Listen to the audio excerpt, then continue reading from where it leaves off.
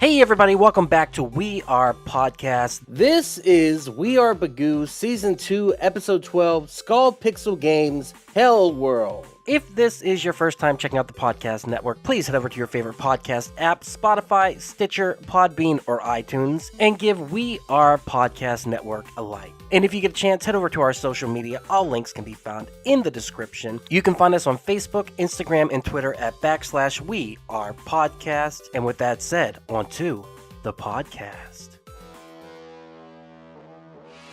We Are Bagu. Hey everybody, welcome to We Are Bagu, a video game podcast where we talk Atari, Steam, and everything in between. I am your host, Stucky Wenzel. I'm here with the amazing Lisa Crose. Is that right, Lisa Crose? It's Crose. Crose. Oh, no, Yeah. Lisa Crose. We got it right this time. Lisa is the developer, also known as Skullpixl, and creating the game Hellworld for the PC. You can go check it out on Steam right now. You can play the demo. It is linked in the description, so please head over there. But we are going to talk a little bit about you, Lisa, in your past. Where are you from? I'm currently stationed in Dallas, Texas. I'm originally from Fort Worth. I've kind of been all over Texas, but currently living in North Dallas. Excellent, excellent. And what's your history of video games? So from a young age, were you playing games? Or? Oh, yeah, absolutely. Like, I was definitely a Nintendo poster child, had every Nintendo system. Still a big Nintendo fan, but I'm just surrounded by it. I've got my Snorlax collection in the back there. I've got That Snorlax's bomb. Kirby's in the background. I see Kirby's in the math background. hanging out. Yeah, a little bit of everything. Some more Nintendo friends back there. Yeah, big Kirby fan for sure. That's probably my favorite. I grew up with that. I grew up with Super Ghouls and Ghosts. Was huge inspiration for me. I was always really into games that were weird for the sake of being weird. Stuff like Earthworm Jim, Oddworld. Oh my God, what's the name of that game? Heart of Darkness, I think it's called. One of those Eric Chahi games. Really incredible stuff. But yeah, stuff like that really inspired me. And I've been playing since I was really little. My dad was a huge video game nerd. My brothers were all huge video game nerds, like when we were growing up, and it just kind of stuck with me for the rest of my life. I didn't really think to consider making a video game because I have a lot of creative ideas and I would always bounce them back and forth with my friends, and then it kind of hit me at one point. I was like, you just make a video game. So this has kind of been my pet project for the past I don't even want to know how many years. Well, you started development in 2017, is that correct? The game kind of popped into your head at that time? I would say probably around 2015. It was dang. probably the earliest that I started kind of conceptualizing it. It came from a night where a good friend of mine, Jessie, came over and she stayed the night, and we were just up until like 3 a.m. just like conceptualizing this idea of levels based off of the 7 deadly sins, but like loosely based. So it's not a lot of, kind of in your face, like a gluttony, a big fat dude and stuff like that. It's like, no, I want gluttony to be a child with no impulse control, and so her whole level is like a junk food theme park, and it's just food and junk food, and everything's just really fast in that level and things like that. So we wanted to kind of take a different approach to what you normally see and stuff like that. But yeah, I would say probably about 2015 is when we kind of started sketching and writing and things like that. And then 2017 is probably the first time that I actually had a playable, not really a demo, but like a tech demo basically. So it's like I got into Construct 3 and started kind of messing around with that and seeing what I could do with it, and kind of came up with the possession mechanics and things like that. Had a tech demo in 2017, and it's just grown from there. Excellent. We're going to get into talking about a lot of that stuff individually. But first, real quick, I want to just a little bit more about you. You're into cosplay, is that correct? I used to be. Used to be? Okay. Yeah. I haven't really done a lot of cosplay in the past couple of years, mostly just because I've been working full time. I've been dealing with a lot of health issues, and I've been, doing game dev and stuff like that. So I think the last time I actually actively cosplayed was like 2019 maybe, and maybe 2018. I don't remember. It's been a couple of years, but yeah, I'm not super into it anymore. I think about it every once in a while. Like, I'm like, maybe when COVID's not a thing anymore, maybe I'll start cosplaying again. But for now, it's no go. Yeah. So your day job is you are a graphic artist, and Yes. you worked for an IT company for a while after you got your degree, but you realized it really wasn't for you. So that is correct. and so now you work for a company doing graphic art, and then you work on the game the rest of the time. Is that correct? Yep. I work for an education company here in Dallas. The company makes study programs for people who are studying to be doctors and nurses, or for kids who are studying for their SATs and ACTs, like basically like entrance and exit exams, test prep essentially. And so I work for primarily a lot of the college prep products, making charts and graphs and math and all that fun stuff. It's a good job and I like it, and it funds my hobby of game dev. And well, first of all, what are your favorite games and the games that inspired this game? You said Kirby already, which you can tell Kirby was a big one. Kirby's a big inspiration to me just in general. I mean, you saw my Kirby. The Kerbos are up there. And Super Ghouls and Ghosts is another one. That's one of those games that I do like a yearly replay of, just start to finish. It is ingrained in my brain, like all of the secrets, all of the treasure chests and everything. It's just like muscle memory now. Like I'm like, well, I haven't played this game in a while. I'm going to sit down and play Super Ghouls and Ghosts, just start to finish. So that's a big one for me. Oddworld is also another big one for me. Love Oddworld games. Toe Jam and Earl is another like big inspiration. Just weird for the sake of being weird. Like it doesn't have to make any sense. It just has to be weird and fun. Favorite games, I would say, obviously, Super Ghouls and Ghosts, Kirby's Adventure is another one that I revisit like yearly. Spyro the Dragon, the original trilogy, big one for me. I was obsessed with it when I was in middle school, played the heck out of it. And more recently, I've been really obsessed with Bayonetta, and I love her. And she's an idol for me, I guess. I want to be impossibly tall and have guns on my legs. And then scary games, I saw that you like Silent Hill and kind of into the Myst games too, which I guess aren't scary, but are adventure-ish. Yeah, I was really, I did that thing in like middle and high school where I would just dive headfirst into a series and just become obsessed with it and hyper-focus on it. Silent Hill was one of them. That was one of those jokes in high school where people were like, hey, do you want to waste an entire day? Go ask Lisa about Silent Hill. And the Myst games were another one. Like there's a whole book series that's really good. It's kind of like a prequel to the Myst games. Yeah, that was another one I played the heck out of. Recently got the VR version of the original Myst, which is like, I wish I could go back in time and tell my middle school self, hey, this game that you're obsessed with, you can go inside of it when you're an adult. Yeah. Crazy. It's so much fun to be able to revisit those classics like Resident Evil 4 right now. You can go VR style. It's not. Yeah. But let's talk about your game. Hellworld is a 2D platform game where you play as Seth, the son of Lucifer. As Seth, you take control of your enemies by possessing them and use their abilities to solve puzzles. On your journey to defeat your tyrannical father, be sure to wishlist it on Steam, as we said before. You better get that bad boy. Real quick, shout out to the sound design, Daydream Sound. Yes, he's incredible. I love working with Theo. He is so sweet. Like he and I are just on the same level. I'll say, hey, I want this, and he just knows exactly what I want, and I love it. I really love the sound design. The sound design is great. Is he doing the music also? No, music is done by my friend Miles. It goes by Captain Miles on SoundCloud. But yeah, he's a dear friend of mine. He reached out to me at one point, and it was one of those things where I didn't know that he did music until he posted his SoundCloud in Discord that we're in. And I was like, what the heck, Miles? Like, I didn't know you could do this. And I was like, this is exactly the sound that I'm looking for, because I had been, basically looking for somebody to do the music for it. And then Miles had posted his SoundCloud, and I'm like, this is it. This is what Hellworld sounds like. This is what the music sounds like. And so he and I started working together. And he's another one that is just, we're on the same wavelength. I will say, hey, this is the vibe I'm looking for this level. And then he just does it. And I'm like, it's perfect. No edits. And final shout out, we got to give a shout out to your husband, I believe, Colin. Yeah, Colin. He helps out a lot, especially with the emotional support.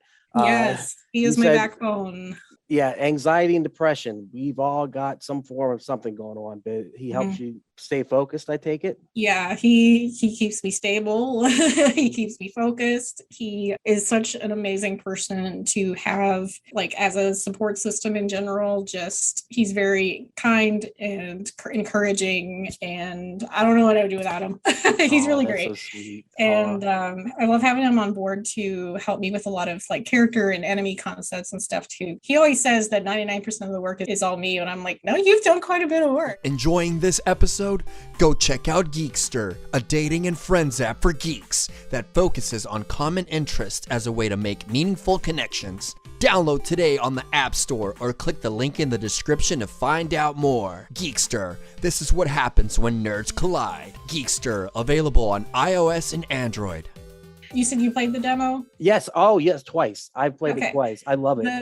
I think it's amazing. The cartoon styling, just how it kind of tells the story. I love the animations. I love the music. I love the gameplay aspect, which we'll get into. But I played through it twice. I cannot wait. When it ended, I wanted more. And so, I was looking for the money. I was looking to send you money. I didn't know where we were at on that. But I didn't know if you had a Patreon or if you were. I don't. I'm very, I don't want to say adverse, but I'm like terrified to start a Patreon because then there's expectations, and then that kind of triggers my anxiety a little bit.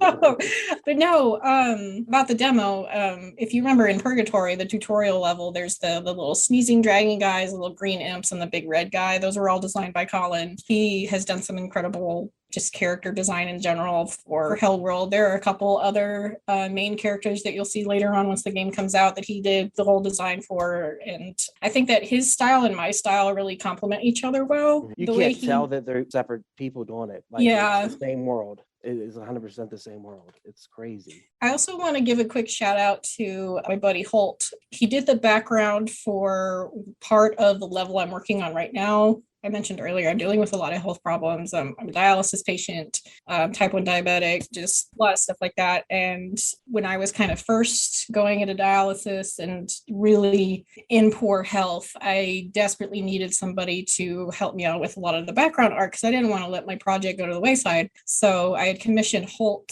to do a background. You haven't seen it yet. It's in Greaseland, the junk food theme park that I'm working on right now. That's another person who you can't even tell, like, he matched my style perfectly. It's basically like a big top tent that he did the inside of, and it came out perfectly. It blends in perfectly with the rest of the level. It's so good, and I can't wait for people to see it. Shout out to Hope. So let's talk about the demo and the game itself. It's a cute and cartoony kind of game, kind of playing with a gothic motif and a demonic subject matter. We're looking at the many children of Lucifer, the main one being Seth, the youngest, and he gets kicked out of where?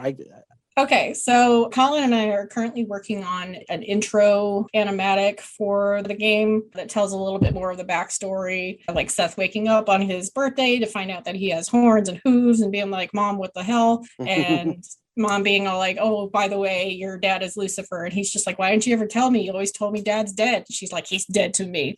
And just very funny, kind of like comic book style animatic. Eventually he goes to Lucifer Tower, goes to talk to him, has a squabble with him, like, hey, all of the humans are on this island that's gone to crap, and you sit here in your tower doing nothing. And he's just like, I don't care. And so he kicks him out of the tower, ends up in purgatory, and that's where his journey kind of begins. I know that some of the dialogue in the demo might seem a little disjointed in the beginning there, but that's because there is an opening animatic coming. So it's on the way.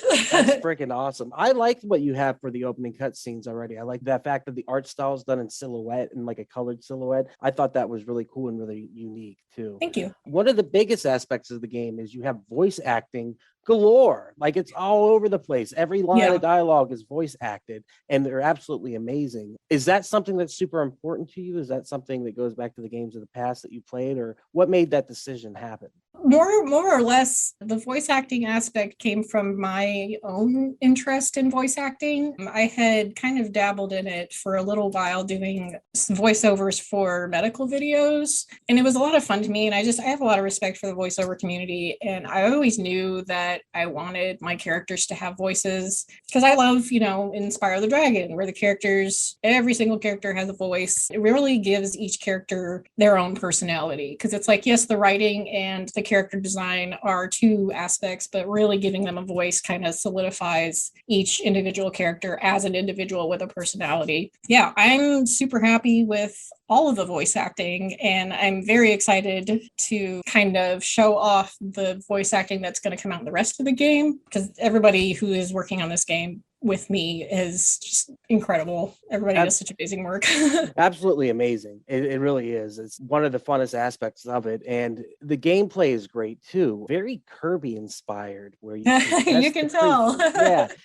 But I like how it's different, because it's not, you don't suck them in and push down to get the power. You push down and then you possess them and they turn into a black silhouette, which I thought was really cool. And then you're able to take over the creatures in the land. What brought that on? Was it Kirby, or was it something? That was a mixture of my love for Kirby and a conversation I had with my brother one time, who I also want to give a lot of credit to, because he's a very incredibly creative individual. And a lot of times if I'm stuck on something, I will defer to him for some kind of creative input. So he and I were talking about the game way back 2015, 2016, when I was first conceptualizing it. And I said, what would the 8th deadly sin be? And he said, well, a lot of people think it's despair. And I was like, well, what does that mean to you? And he's like, when I'm feeling, depressed or, in a state of despair, I just want to melt into a puddle and hide.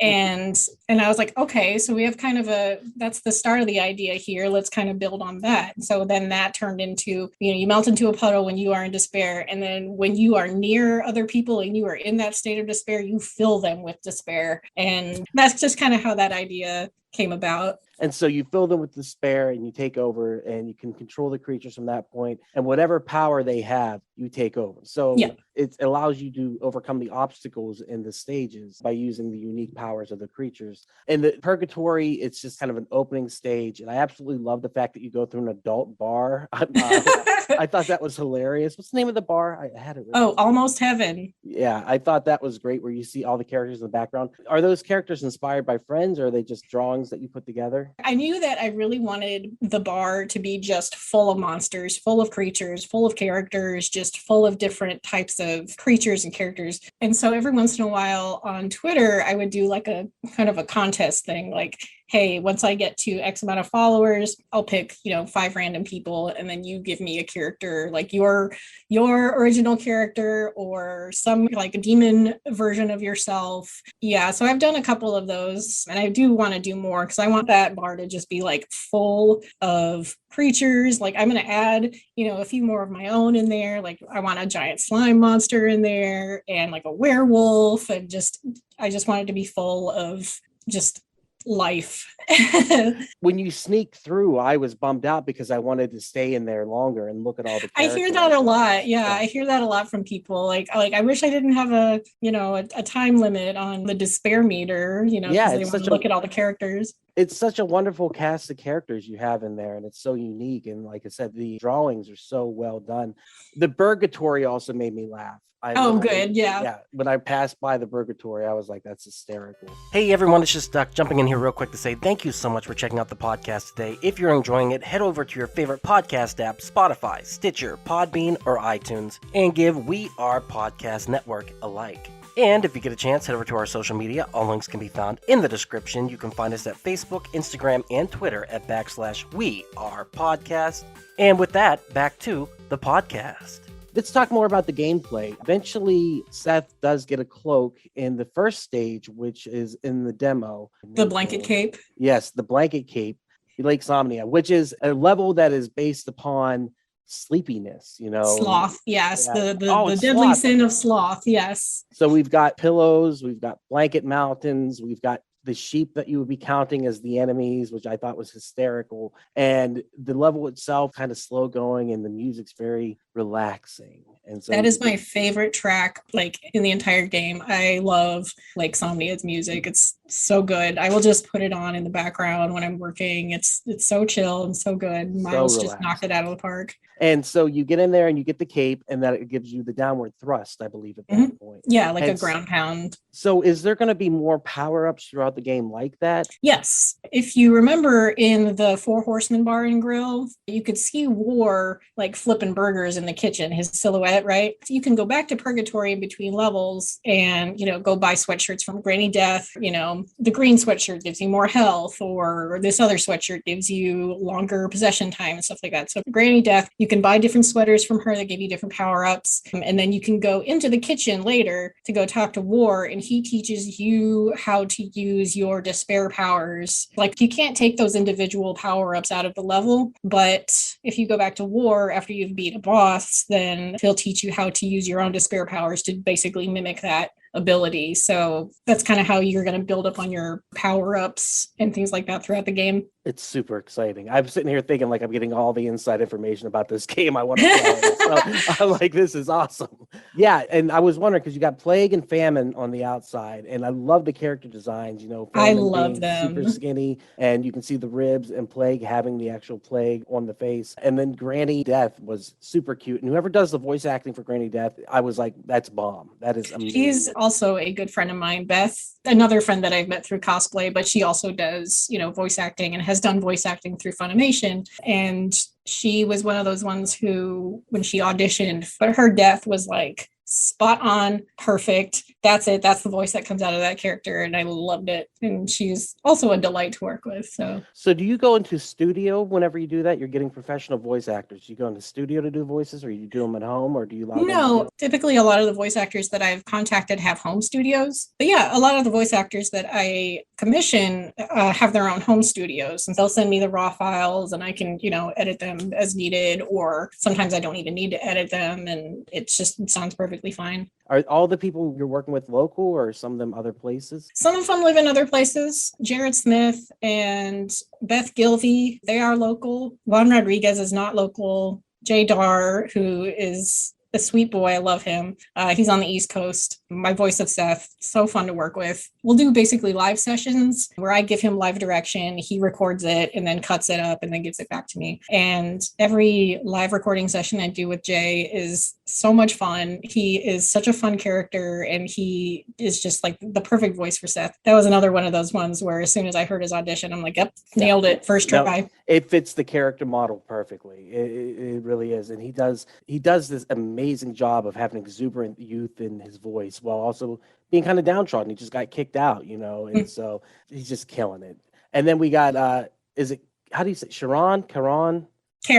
Yeah. Karan, Bindi Coda, absolute delight. Yeah, she's great. She's done voice acting for other video games as well. Brawl Stars is one, stuff like that. She's great. And finally, we got Belphegor. Is that how you say it? Belphegor? Belphegor, yeah. Belphegor. And that is another dear friend of mine, Hannah Flittermouse. Very, very sweet girl. Love working with her. She is originally from Texas, now lives on the East Coast. We got to talk about that, though. When we get to the Belphegor fight, I was not expecting it. So you get in there and you get a character interaction that is very, like she's very sleepy and tired, and she doesn't really care that he's there. And Seth is like, come on, let's go. And she's like, but we got to fight. He's like, we got to fight. And so they go into the fight. And I was shocked when she transformed into the creature she transformed into. I was like, what is going on? My head exploded. And it was so That's cool. That's what I want. Each of your half siblings basically has you have to prove yourself if we're going to band together to fight Dad. So each of your half siblings has their own basically monstrous boss form that they transform into. The one I'm working on right now, I'm very, very excited to show off. Okay, do you remember in the Lion King game for the Super Nintendo, the Stampede levels where you're running towards the screen and you have to go back and forth and avoid obstacles and stuff like that? Right. Think that, but you're being chased by a giant centipede woman. Oh, come on. I'm terrified. Through the candy caves. Yeah, that's the one I'm working on right now. I have so many ideas for the other ones, but you will have to wait. Oh, no doubt. I'll wait. As much as I want to gush about it, I don't want to spoil everything. No, I understand. I thought that was so cool, though. That was such a freaking cool boss fight. It reminded me of Cuphead in a lot of ways because it was challenging. It was animated in such a way that it was really, really fun, And that's what this game is. It's a lot of fun. And the setting, the mood, the atmosphere, the music, the sound effects, the gameplay, they all come together for this really cohesive experience that is just unique in its own. It's great. God, you're gonna make me cry. No, don't cry. I'm totally behind it. It's so cool. What's in the future? You're planning on releasing this in August 2023 or is it April 2023? April of next year is my tentative release date. I set that release date before I went into dialysis and had to deal with kidney failure and things like that. Just kind of had to take a really long break to focus on my health. And I'm going to try to keep that date. I know 2023 for sure. Even if I have to push it back a couple months, I do want to have it released next year. So I do play, I'm in better health now. I'm taking care of myself. So I kind of found the inspiration to keep working on it again. So I'm trying to do a little bit every single day. How far along do you think you are right now, percentage wise? Oh my God. Hold on. I have dyscalculia and numbers are hard. Hold on. Okay. I have to count for a second. I'm very sorry. I want to say probably like 30 to 40%. So you still got a little ways to go. A little bit, yeah. A little bit. That's not a big deal. You'll get there. Yeah, I'm not worried about it. Yeah, you're gonna kill it. You got this. We're looking at probably 7 levels plus purgatory plus an 8th level for Lucifer. Does that sound right? So 8 levels, including purgatory, because you've got Belphegor's level, sloth, you have Beelzebub's level, which is gluttony, you have Mammon's level, which is greed, we have Leviathan's level, which is envy, we have Asmodeus's level, which is lust, and we have Abaddon's level, which is wrath, and then Lucifer is pride. That's, the 7 main levels plus purgatory. And I love that you do kind of the Mega Man silhouette in the beginning of the cutscenes where you can kind of see them in there, but you don't get a good glimpse of what they really look like. You just get the silhouette in the eyes or the mouth or whatever. So it's mysterious. I thought that was pretty cool. Is there anything else you want to talk about? Oh, yeah. One more shout out.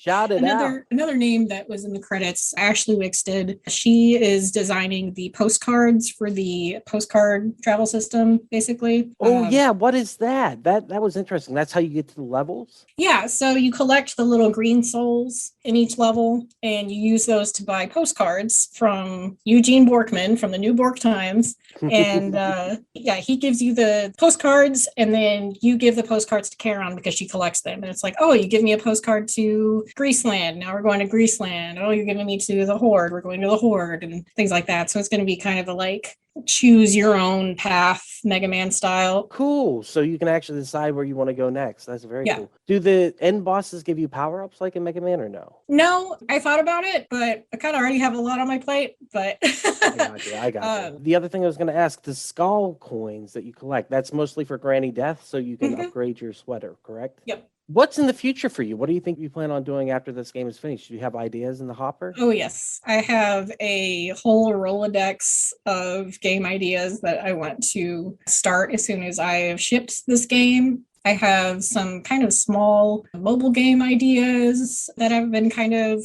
thinking about. I have one idea. I called it, the working title is Familiar Folks, where you are a witch who raises familiars for other witches. Ooh, that's a good idea. Just like a small, I have a lot of smaller, little bit more manageable bite-sized ideas for games that I want to do as soon as my big boy project is done. But yeah, hopefully I can continue to make games after Hellworld is done. Do you think Hellworld is a one and done or is an IP that you want to continue in some ways?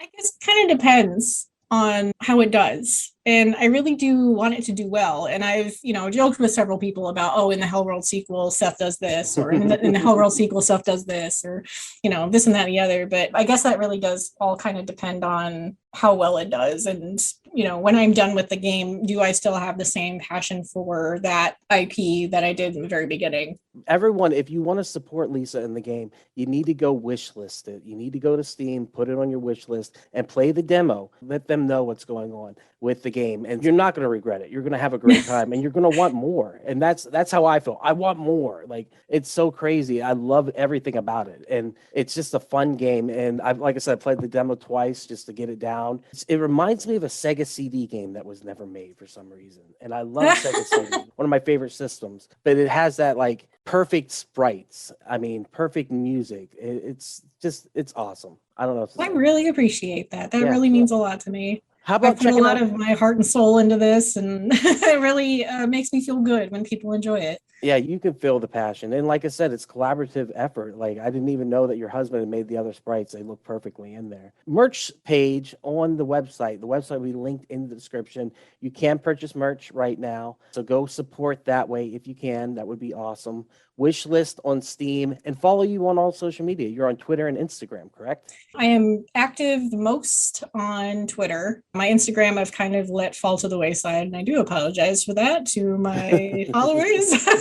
I just don't use it as much. I'm not much of a social media person. I'm very much a Twitter person.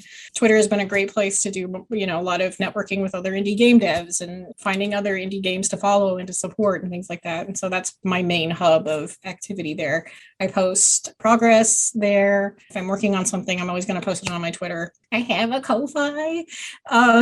What's that? It's kind of like a little donation page. Oh, okay. If you go to my Twitter profile, there's a link to my link tree there. You click on that. It'll have Skullpixl's Ko-Fi at the very bottom there. Toss me $2. That's really all it is. It's just like a small, donation pool. You can also, if you feel like it, the game is on itch.io. I put the game up on itch.io, and you can download the demo for free on itch.io, or you can choose to donate, whatever. Which is better, Steam or itch.io? Which is better for you as a developer? What do we need to go to?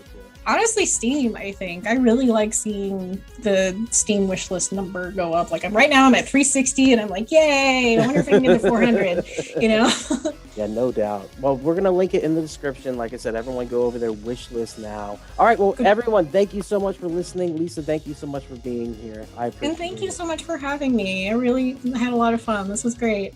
And there it is. Thank you again so much for checking out the podcast today. If you enjoyed it, head over to your favorite podcast app, Spotify, Stitcher, Podbean, and iTunes, and give We Are Podcast Network a like. And if you've enjoyed this podcast, you're going to love the other podcasts here on the We Are Podcast Network. We have We Are Air, where we talk movies, entertainment, whatever the fuck we want to talk about. That's me, that's Jake, and that's Hobby. We're breaking down that pop culture, and we're having so much fun. Heroes, Gyros, 8 Dungeons and Distractions side quest. Me and the boys were playing some D&D. You can start that one from Season 1, Episode 1. It's a blast the whole way through. And I Hate Being Sober. Personal stories from epic people.